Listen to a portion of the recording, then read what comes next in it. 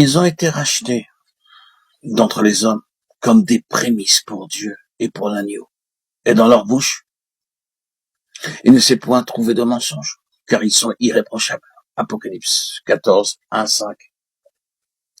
Ce terme, les prémices, nous amène au cœur du problème. Ces croyants sont dotés de facultés, ce qui est un prix inestimable aux yeux du Seigneur, bien évidemment. Le mot prémisse, il fait allusion de manière explicite ou sous-jacente. Ce qui vient en premier est toujours déterminant. C'est un principe de la parole de Dieu que la première mention d'une vérité renferme toujours en elle-même tout ce qui en découlera par la suite. Ce peuple, cette phalange, a une valeur intrinsèque. La capacité de donner a été créée en elle. La figure utilisée change à la fin du livre de l'Apocalypse. Il y a la cité, et du trône même sort ce qui est destiné à la guérison des nations. Les nations bénéficient de ce qui provient de cette partie centrale.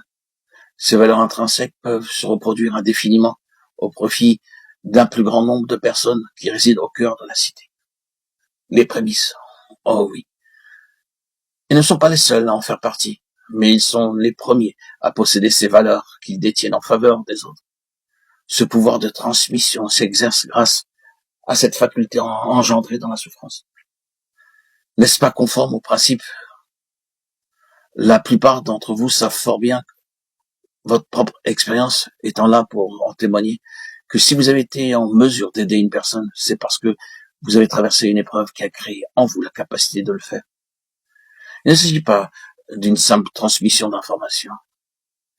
Cette capacité-là provient de ce que Dieu a forgé par l'expérience au plus profond de votre être et de surcroît par une expérience douloureuse. C'est de cette manière-là que ces individus ont acquis le droit de gouverner en premier. Ils gouvernent par leur capacité et leur aptitude à donner et à transmettre. Ils ont un secret exclusif que nul autre ne peut apprendre. Ici, l'idée implicite est qu'ils se sont engagés à fond avec le Seigneur et qu'ils jouissent en contrepartie d'une position élevée pour le servir. Ce passage nous dit pas ce qu'il représente pleinement par rapport au dessein de Dieu, mais il nous reste à les voir à la lumière d'une plus ample révélation. Si nous tenons compte de la révélation complète qui nous a été donnée sur la signification de l'agneau, alors nous commencerons à comprendre qui sont ces compagnons de l'agneau, ceux qui le suivent partout où il va. Nous reviendrons là-dessus plus tard dans de prochaines publications audio. Mais à présent, nous nous limiterons à un ou deux points. Ces gens font avant tout le plaisir de Dieu d'une manière toute particulière. Ce qui compte plus que tout, c'est que Dieu soit satisfait. Ils ont offert à Dieu l'héritage qu'ils cherchent dans les saints. Ils ont répondu aux exigences de Dieu. Et ceci a du poids. Ce n'est pas une petite chose pour Dieu lorsqu'il obtient ce que son cœur désire, si ardemment.